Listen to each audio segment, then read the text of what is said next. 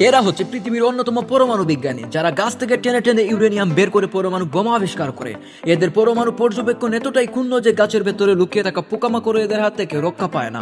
নাসার বিজ্ঞানীরাও এদের কাছে কিছুই না। ভাগ্যক্রমে কোনো এক জায়গায় গিয়ে ওদের সাথে আমার ওদের সাথে দেখা হয়ে আমি গর্বিত। এদের দেখা পাওয়া একদম অসম্ভব ব্যাপার। এদেরকে আপনি পৃথিবীর কোনো জায়গায়ও দেখতে পাবেন না। এরা পৃথিবীতে বসবাস করে না, এরা গ্রামে বসবাস করে। তাদেরকে আপনি বাড়ির পেছনের জঙ্গলে দেখতে পাবেন। এটাই তাদের পরমাণু গবেষণা কেন্দ্র।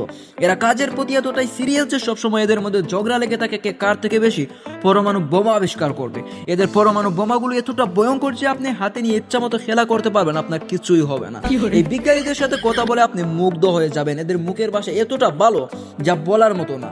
এরা কথা শুরু করার আগে পারমাণবিক ভাষায় আপনাকে কিছু মেসেজ ড্রপ করবে, যে মেসেজগুলো শোনার পর আপনারা তাদের পাশে দাঁড়ানোর ইচ্ছাটাই মরে যাবে। তাদের পারমাণবিক বোমাগুলো হাত দেওয়ার আগেই পেটে যায়। এই পরমাণু বিজ্ঞানীগুলো একদম অসাধারণ। তার চাইতেও বেশি অসাধারণ তাদের আবিষ্কার। এই পরমাণু বিজ্ঞানীগুলো দেশের জন্য সম্পদ। তাদের শৈশবটা যেন কখনোই না হারায়।